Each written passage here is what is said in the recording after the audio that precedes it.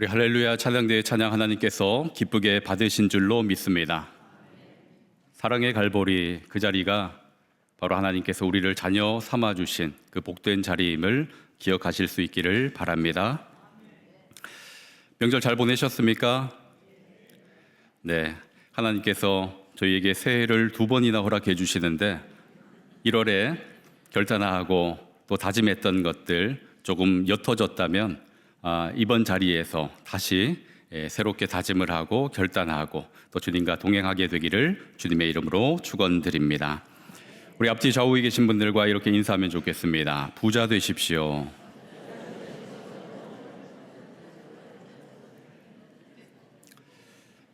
여러분 부자 되십시오. 새해부터 저 목사가 너무 기복적인 이야기로 시작을 하는 것 같다라는 생각이 드실 수도 있을 텐데요. 제가 말씀드린 부자라는 것은 재물이 많은 부자를 의미하는 것이 아니라 하나님을 아버지로 모신 자녀가 되십시오라는 그런 의미입니다.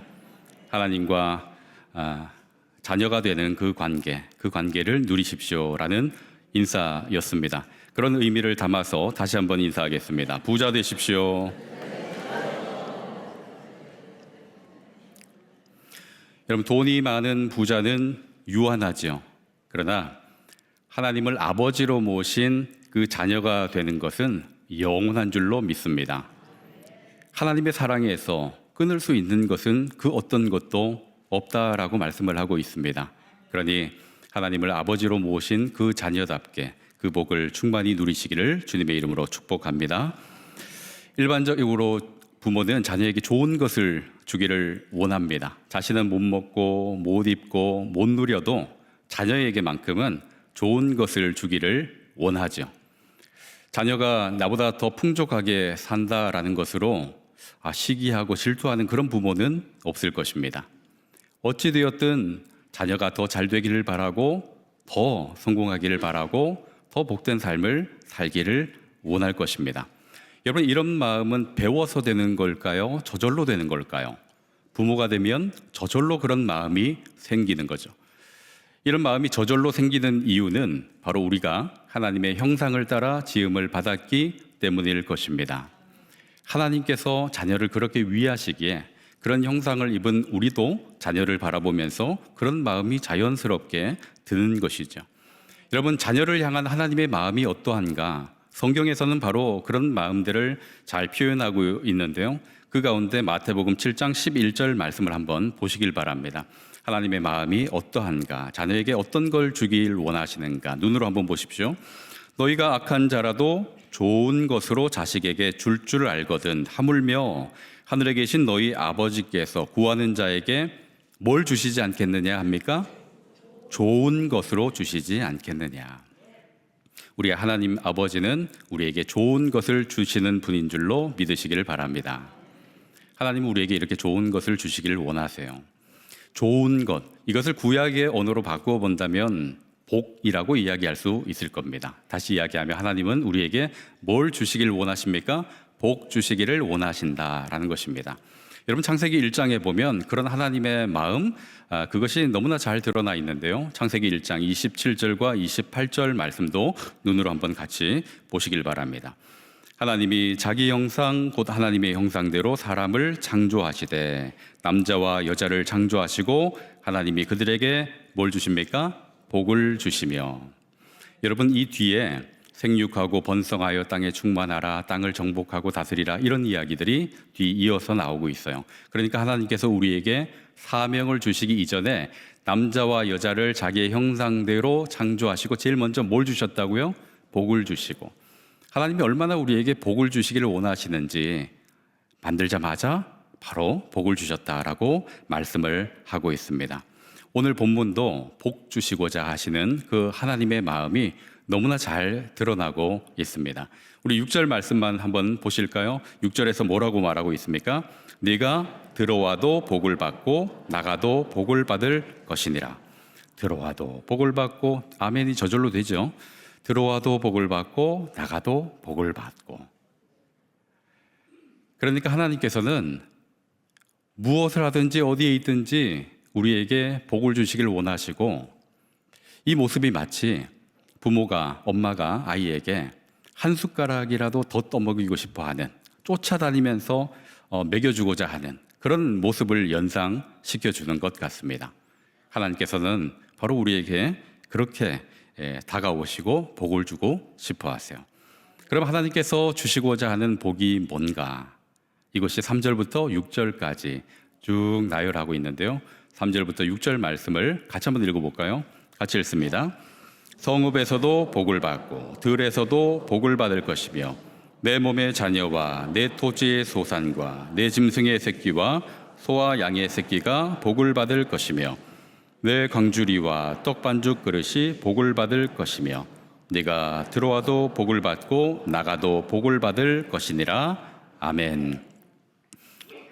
여러분, 읽기만 해도 복이 되고 또 듣기만 해도 기분이 좋아지지 않습니까? 성읍에서도 복을 받고 들에서도 복을 받고 가정에서도 일터에서도 여러분 복을 받는다, 복복복 이야기가 나오니까 읽기만 해도 마음이 흐뭇해집니다.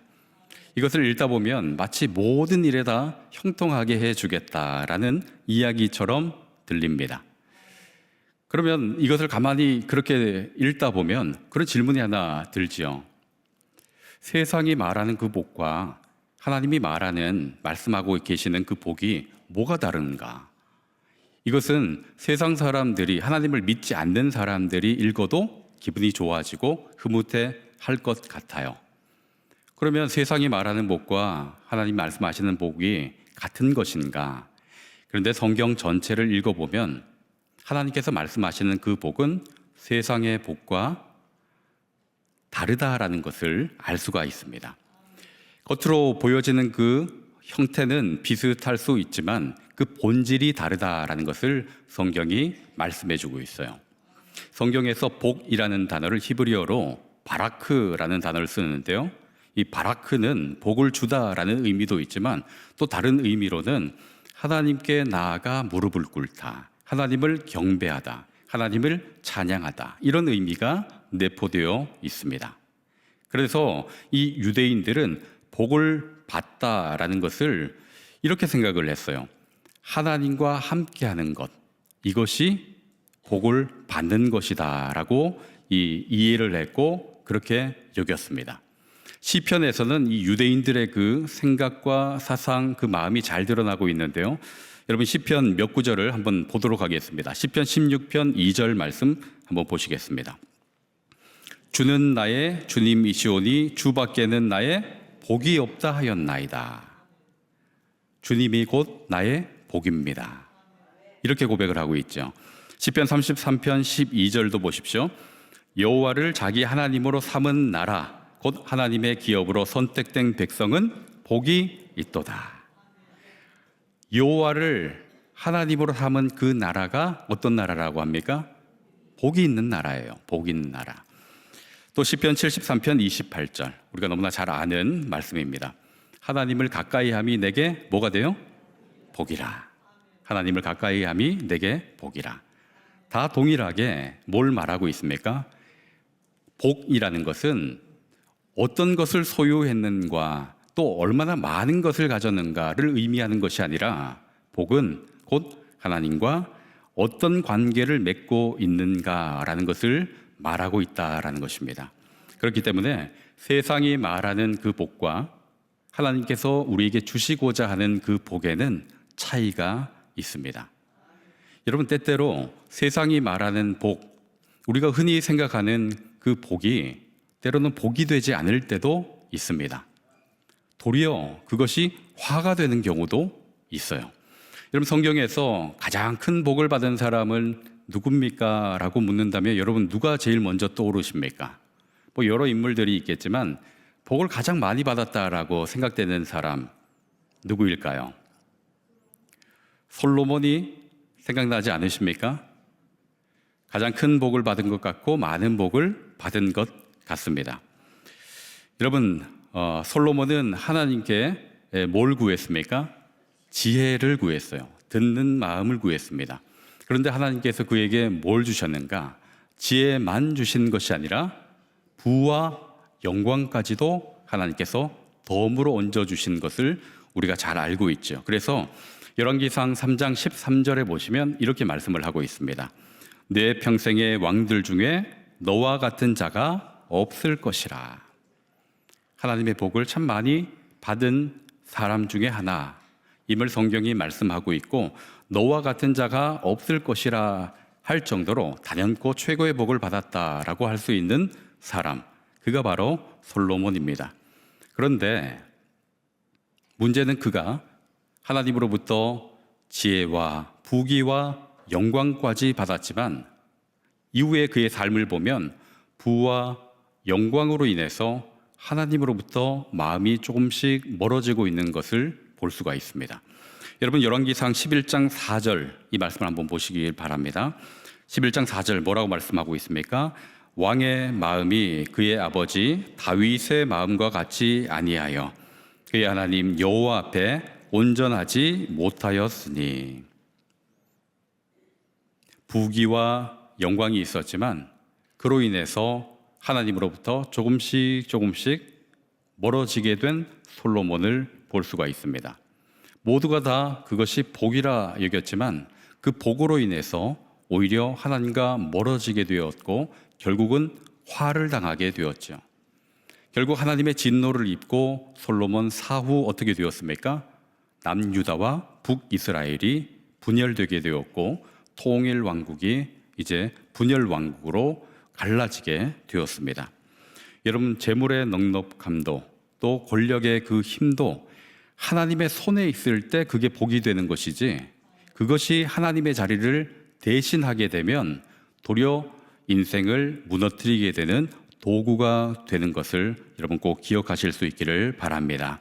그러니까 돈이나 이 물질, 그리고 인맥, 그리고 권력, 힘, 이런 것들이 하나님 손에 있을 때는 복이 될 수 있지만 그것이 하나님의 자리를 대신하고 하나님 위에 앉게 되면 그것이 결코 복이 되지 않는다 하는 것, 이것을 마음에 깊이 새기실 수 있기를 바랍니다. 여러분, 1억 천금을 받은 사람들을 추적 조사했던 연구가 있는데요, 이 흔히 로또라고 얘기하죠. 로또에 당첨된 사람들, 그 사람들이 인생을 어떻게 살아가게 되었는가를 추적해 보니까 열에 몇 명이 불행하게 되었을까요? 10명 중에 7, 8명 이상이 불행한 인생을 살게 되었어요. 다 로또에 당첨되면 여러분 뭐라고 합니까? 복 받았다 그러죠. 다 잘 됐다라고 얘기하지만 도리어 잘 된 것 같은 그 일로 인해서 화를 당하게 되는 경우가 훨씬 더 많더라라는 것입니다. 여러분, 꼭 기억하셔야 할 것은 세상이 말하는 그 복이 항상 우리에게 복이 되지 않는다라는 것을 여러분 꼭 마음에 두실 수 있기를 바랍니다. 그래서 오늘 본문은 복의 본질이 무엇인지를 우리에게 분명하게 알려주고 있는데, 우리 1절과 2절 말씀을 같이 한번 읽어보도록 하겠습니다. 1절과 2절입니다. 내가 네 하나님 여호와의 말씀을 삼가 듣고 내가 오늘 내게 명령하는 그의 모든 명령을 지켜 행하면 내 하나님 여호와께서 너를 세계 모든 민족 위에 뛰어나게 하실 것이라. 내가 내 하나님 여호와의 말씀을 청종하면 이 모든 복이 내게 임하며 내게 이르리니. 아멘. 여호와의 말씀을 청종하는 자에게 뭐가 임한다라고 말하고 있습니까? 복이 임한다라고 성경이 그렇게 증거해주고 있습니다. 여러분, 어떤 사람이 여호와의 말씀을 청종할 수 있을까요? 어떤 사람이 우리 하나님의 말씀을 듣고 순종할 수 있을까요? 여러분, 대상을 좀 바꾸어서 쉽게 한번 생각해 보면 좋을 것 같습니다. 여러분, 어떤 자녀가 부모의 말을 듣고 순종할까요? 부모님과 함께하는 자녀, 몸이 떨어져 있다 할지라도 마음이 함께하는 자녀, 부모님을 인정하고 존중하고 사랑하는 그 자녀, 그 자녀가 부모의 말을 청종하고 순종하게 될 것입니다. 이것을 하나님께로 바꾸어서 보면 어떤 사람이 여호와의 말씀을 청종할까요? 하나님과 함께하는 자요, 하나님을 인정하고 하나님을 존중하며 하나님을 사랑하는 자가 여러분 하나님의 말씀을 듣고 순종하게 되는 줄로 믿습니다. 여러분 바로 그런 사람에게 임하게 되는 것이 3절에서 6절까지 나오는 이야기예요. 성읍에서도 들에서도 또 자녀와 소유의 복을 받는 이 이야기는 그것 자체의 의미가 있는 것이 아니라 그 앞선 것에 연결되어 있는 것이죠. 그러니까 하나님의 말씀을 청종하는 그 자에게 복이 임하는데 이 뒤에 나오는 것들은 부수적인 것이지 그것이 복의 본질이 되지 않는다 하는 것입니다. 그럼 무엇이 진짜 복인가? 바로 하나님과 동행하는 것, 하나님과 함께하는 것, 하나님을 사랑하고 하나님을 즐거워하는 것, 이것이 여러분 진짜 복인 줄로 믿으시기를 바랍니다. 저희 아이가 어릴 때 집에 아이들만 놔두고 빨리 장을 보기 위해서 이렇게 다녀온 적들이 많이 있어요. 아이가 셋이 있다 보니까 서로 이렇게 놀면은 되겠다 싶어서 놀거리, 먹거리 다 준비해 놓고 이제 엄마 아빠 장 보러 갔다 올게 이렇게 인사를 하고 다녀와요. 그러면 아이들이 호기롭게 얘기하죠. 잘 다녀오라고, 우리 잘 있을 수 있다고, 걱정하지 말고 잘 다녀오라고 그래요. 그래서 이제 아이들만 남겨두고 장을 보러 가면 어김없이 전화가 옵니다. 뭐라고 전화가 올까요? 엄마 어디야? 엄마 언제 와? 엄마 빨리 와. 전화가 수십 통이 오는 거죠. 계속 전화가 와요.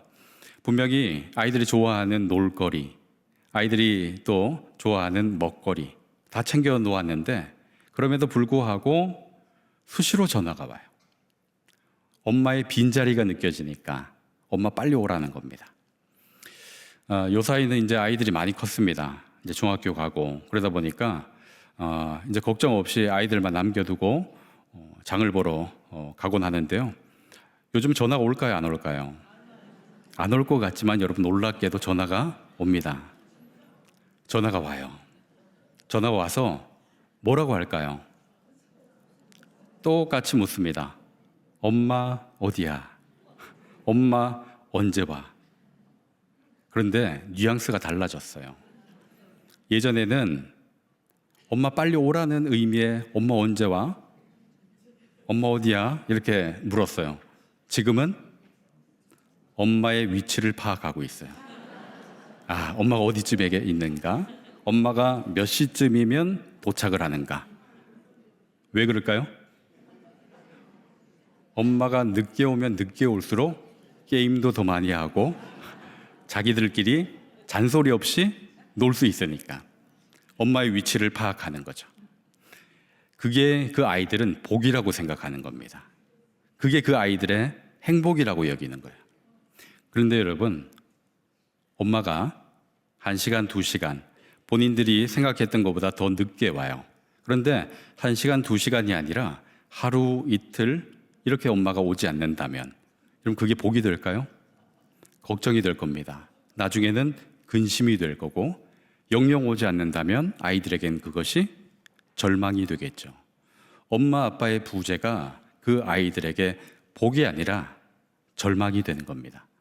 여러분 마찬가지로 우리가 원하는 것을 다 소유하고 다 누리고 있다 할지라도 그 속에 누가 계시지 않으면요, 하나님이 계시지 않으면 그것이 결코 복이 되지 않음을 여러분 믿으실 수 있기를 바랍니다.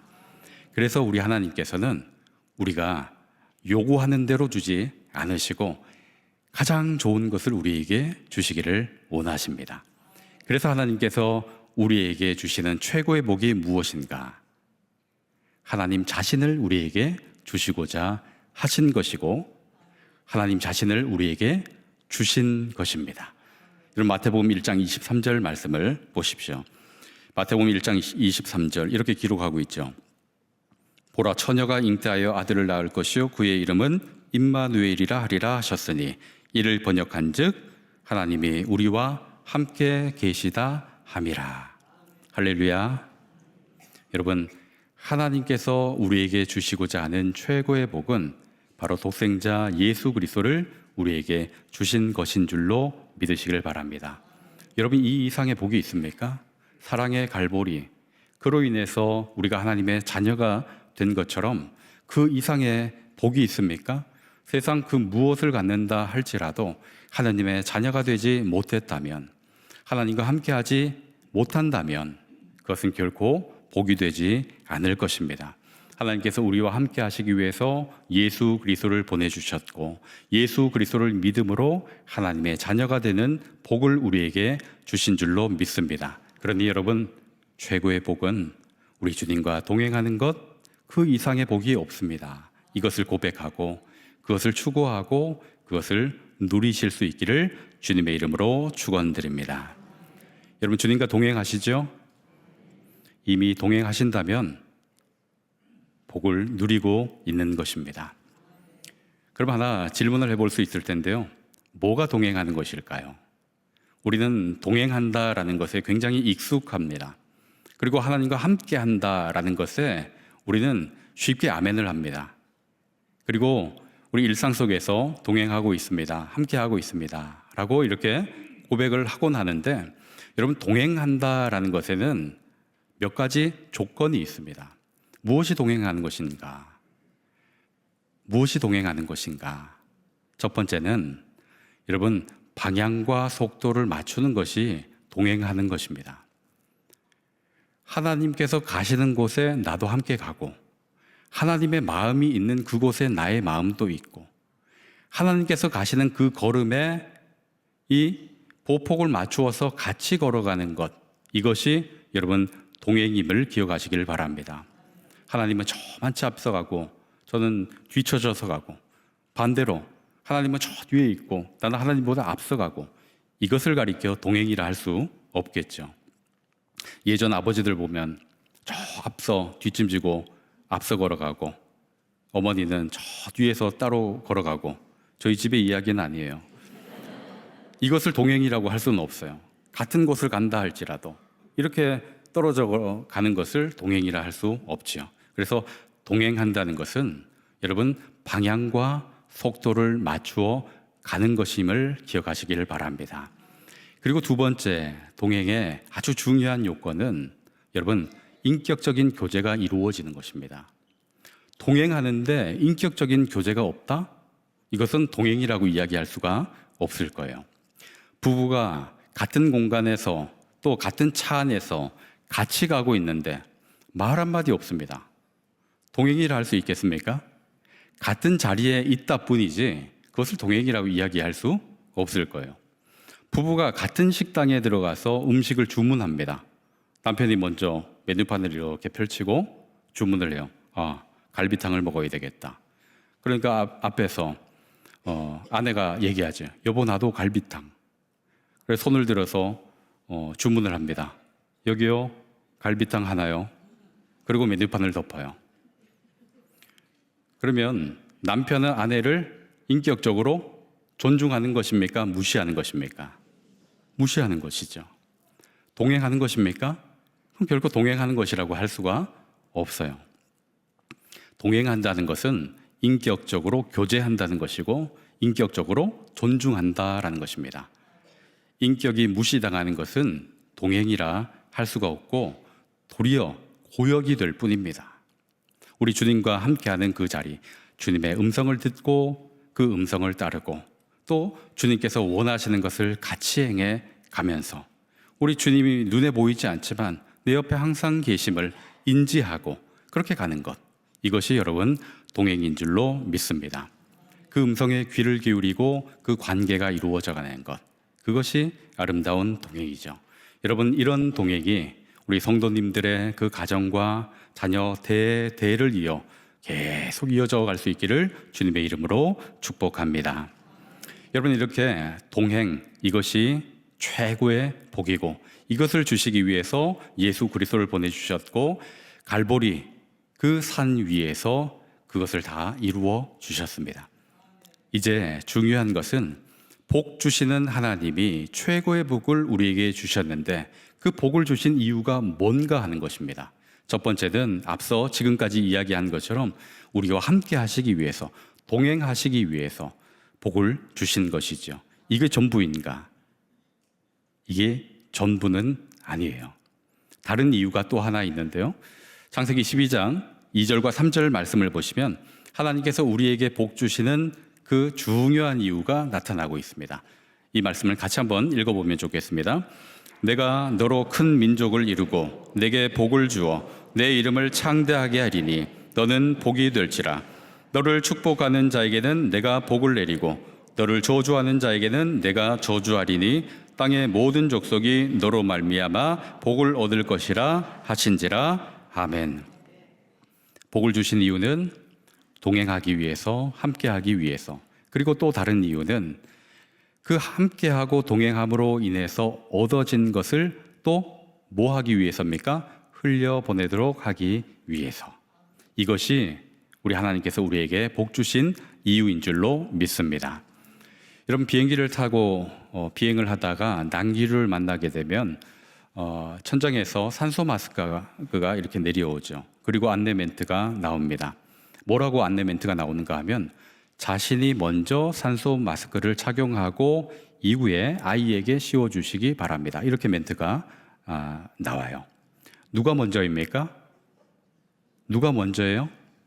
자기가 먼저예요. 그리고 나서 누구에게요? 옆에 있는 사람에게. 여러분, 복의 원리가 이렇습니다. 누가 먼저 복 받아야 됩니까? 내가 먼저 복 받아야 돼요. 복을 받지 못한 사람이 복을 흘려보낼 수가 있습니까? 그건 불가능한 일입니다. 그래서 복은 내가 먼저 받고 받은 그 복을 어떻게 하는 겁니까? 가정과 또 삶의 자리에 흘려보내는 것입니다. 그러니 여러분, 먼저 복을 받고 누리실 수 있기를 바랍니다. 그 복을 받고 누리는 그 동행, 그 시작은 바로 하나님 앞에 무릎을 꿇고 경배하고 찬양하고 예배하는 그 자리로부터 시작되는 줄로 믿습니다. 그렇게 예배함으로 하나님과 동행하는 복을 누리게 된다면 그 다음은 이제 흘려보내는 거예요.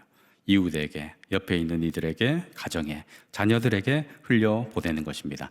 여러분, 그렇게 흘려보낼 때 여러분, 하나님께서 우리에게 더 놀랍도록 채워주실 줄로 믿으시기를 바랍니다. 여러분, 하나님의 말씀을 청종하고 순종하는 우리 영락의 모든 성도님들 위해 올 한 해 언약하신 그 모든 복들이 여러분 충만히 임하게 되기를 주님의 이름으로 축원드립니다. 기도하시겠습니다. 사랑과 은혜가 충만하신 아버지 하나님, 저희에게 가장 큰 복을 주시기 위해서 예수 그리스도를 보내주시고 예수님과 동행할 수 있도록 허락하여 주심에 감사를 드립니다. 이제 받은 그 복을 온전히 누리기를 원하오니 예배하는 삶 살게 하시고 기도하는 삶 살게 하시며 우리 주님과 늘 인격적인 교제를 누리게 하여 주옵소서. 더불어 그렇게 누린 복을 이웃에게 흘려보내기를 원하오니 손을 넓게 펴고 마음을 활짝 열고 그 이웃들에게 복을 흘려보내는 복된 삶을 살게 하여 주옵소서. 그리하여 우리 하나님께 영광이 되게 하시고 올 한 해의 삶이 우리 하나님 보시기에 흡족한 삶 되게 하여 주옵소서. 그렇게 인도하여 주실 줄로 믿고 감사하며 예수 그리스도의 이름으로 기도하옵나이다. 아멘.